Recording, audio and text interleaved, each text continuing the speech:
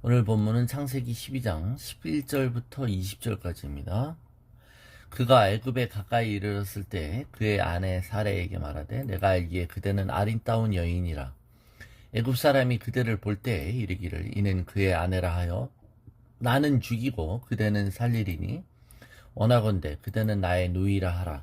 그러면 내가 그대로 말미암아 안전하고 내 목숨이 그대로 말미암아 보존되리라 하니라. 아브라함이 애굽에 이르렀을 때 애굽 사람들이 그 여인이 심히 아리따움을 보았고 바로의 고관들도 그를 보고 바로 앞에서 칭찬하므로 그 여인을 바로의 궁으로 이끌어들인지라. 이에 바로가 그로 말미암아 아브라함을 후대함으로 아브라함의 양과 소와 노비와 암수 나귀와 낙타를 얻었더라. 여호와께서 아브라함의 아내 사라의 일로 바로와 그 집에 큰 재앙을 내리신지라. 바로가 아브라함을 불러서 이르되 네가 어찌하여 나에게 이렇게 행하였느냐? 네가 어찌하여 그를 내 아내라고 내게 말하지 아니하였느냐? 네가 어찌 그를 누이라 하여 내가 그를 데려다가 아내를 삼게 하였느냐? 내 아내가 여기 있으니 이제 데려가라 하고 바로가 그 사람들에게 그의 일을 명하매 그들이 그와 함께 그의 아내와 그의 모든 소유를 보내었더라. 네. 아브라함은 이제 가나안 땅 약속의 땅에서 먹고 살기 위해 기근이 찾아왔을 때 애굽으로 스스로 계획한 여행을 떠납니다. 그리고 그 여행을 하나님은 허락하시죠. 인간이 잘못된 선택을 할 때 하나님 매번 막지 않으십니다. 어떨 때는 인간의 잘못된 선택을 하실 때 하나님이 바로 막아주시는 것이 큰 은혜일 때가 있습니다. 한 번 무너진 믿음은 계속 무너지고 한 번 불안한 마음은 계속 불안해집니다. 자기의 인간의 길을 추구할 때마다 쉬운 길을 추구할 때마다 불길함과 불안과 두려움은 더욱 더해지는 것이죠. 불길한 미래의 조짐이 더해집니다. 먹고 살 것이 불안해진 그는 이제 먹고 사는 것에 대한 두려움이 아니라 애굽에서 당할 수 있는 위기에 대한 두려움으로 그의 위기감이 증폭됩니다. 목숨에 대한 걱정이 이제 다르게 생기는 것이죠. 자신의 아내인 사레의 뛰어난 미모가 걱정인 것입니다. 혹 자신의 부인의 미모를 보고 사람들이 나를 죽이면 어떡할까라는 근심으로 번지게 되는 것입니다. 그리고는 자신의 아내에게 누이라고 하라는 거예요. 누이라고 하는 거예요. 누이라고 하면 자신의 아니만이 관심사였기 때문에 그런 거짓말을 하는 것이죠. 실제로 완전 거짓말은 또 아니에요. 부분적인 거짓말입니다. 사례는 그의 이복 누이였습니다. 그래서 사람들이 거짓말을 하죠. 그죠? 너무 거짓말을 했다가 나중에 뒤집는 걸 너무 요새 뉴스에서 많이 보지만 사람들은 그래서 거짓말이 아닌 것처럼 부분적인 어떤 사실만 말해서 나중에 자신이 돌아올 길을 만들려고 하기도 하지 않습니까? 자, 인간은 자신을 정당하고 살아남기 위해서 사실을 말하긴 하지만 모든 사실을 다 말하지 않습니다. 부분적인 사실만 말하고 자기에게 유익한 부분만 말합니다. 자, 불안하게 될 때 의심하게 되고 그 의심은 하나님을 의지하지 않고 자신의 잔꾀를 의지하면서 주제넘은 추측과 확신을 하게 됩니다. 그래서 사람들에게 관심을 끌 수 있는 어떤 특별한 사실들만 언급하죠. 그리고는 심지어 스스로를 속이기까지 합니다. 자신도 믿어버려요. 만일 우리가 이런 아브라함의 어정쩡하고 이런 어떻게 보면 교활한 마음의 태도를 가질 때 사람들은 그의 의도대로 조종될 수 있지만 하나님은 그런 아브라함을 좋아하지 않으실 수 있죠.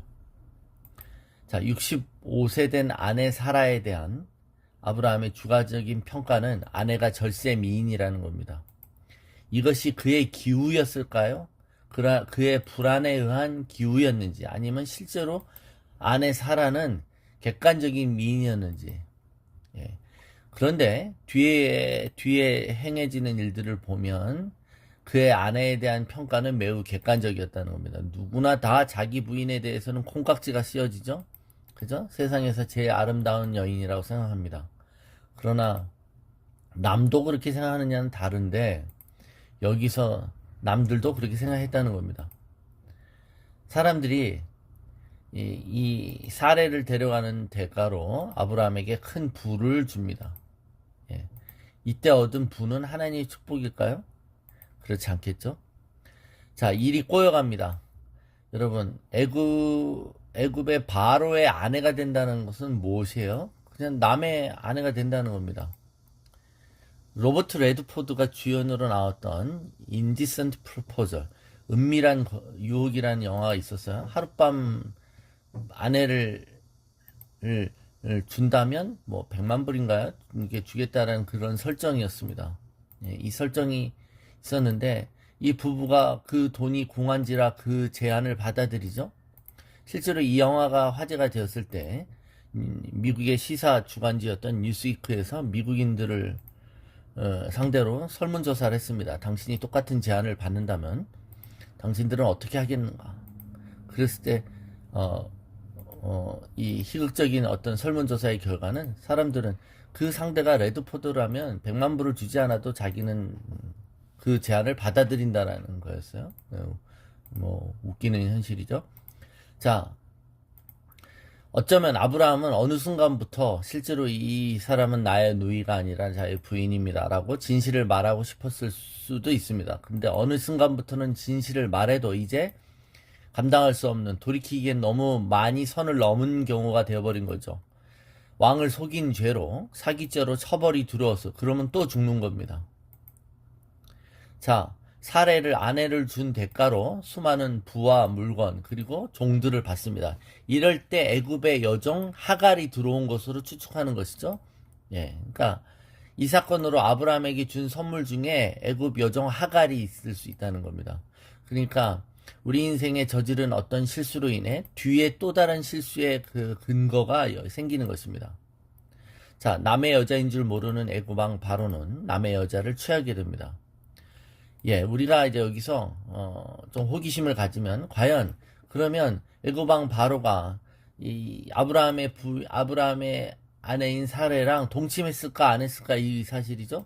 근데 실제로는 동침한 거로 여겨지는 겁니다. 예. 그 일을 막았느냐? 뭐 또 아닐 수도 있겠으나 하여튼 이런 일들이 벌어졌다는 겁니다. 우리의 잘못된 상황 판단과 불신으로 인해 세상 사람들이 실수하게 만들죠. 아브라함은 복의 근원이 아니라 사람들이 실수하게 만드는 실수의 근원이 된 것입니다. 자, 바로의 실수는 무관심과 무지 중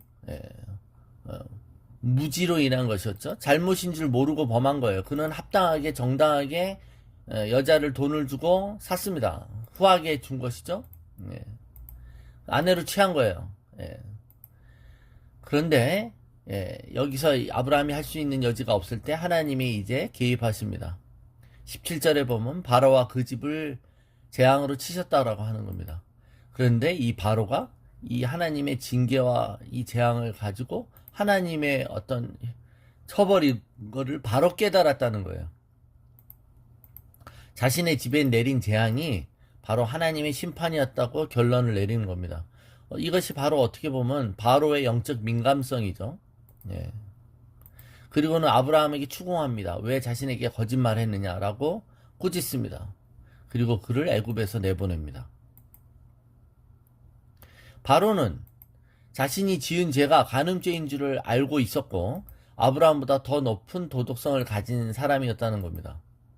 때로는 세상 사람들이 믿는 사람보다 더 뛰어난 도덕성을 가질 때가 있습니다.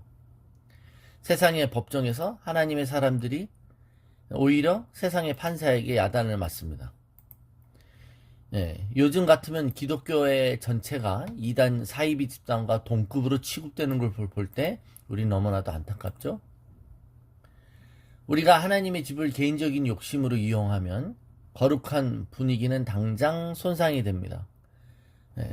그럴 때 성도들은 신음하게 되고 하나님은 세상의 조종거리가 됩니다. 그런데 세상이 교회와 기독교를 조롱할 때 그 내용의 일부가 진실이라는 것이죠. 우리가 세상과 죄와 타협할 때 하나님의 영광을 가리우는 것이 바로 이런 것입니다. 그래서 때로는 우리가 세상 사람들의 조롱을 참아야 될 때가 있어요. 거기에 대해서 무조건 반기를 드는 게 아니라 겸손히 우리의 잘못을, 우리의 수치를 인정하고 회개하는 모습이 오히려 사람들이 멀어졌던 마음 가운데 돌아설 수 있는 길이 될 수도 있습니다. 우리가 만일 그런 태도를 취하지 않고 계속 우리만이 옳다라는 생각과 또 독단적이고 또 무례한 태도를 취할 때 세상은 우리하고 단절을 취할 것입니다. 자, 그래서 이제 아브라함은 애굽에서 추방됩니다. 그가 선택했던 애굽으로의 여정은 이렇게 해서 끝이 나게 되는 것이죠. 하나님이 개입하심으로, 하나님의 초자연적인 개입으로 우리의 실수가 만회되고 회복되는 것입니다. 네. 오늘도 하나님이 개입해 주시기를 간구하십시다. 우리가 하는 모든 선택이 다 믿음의 선택이 아닐지라도 하나님이 긍휼과 자비로 은혜로 보호하여 주시고 합력하여 선을 이루게 해주시고 우리의 실수와 우리의 엉뚱한 어리석은 우매한 선택마저도 합력하여 선을 이룰 수 있도록 하나님이 뒷감당해 주시는 그 은혜가 오늘도 저와 여러분의 삶 가운데 넘쳐나기를 기도합니다.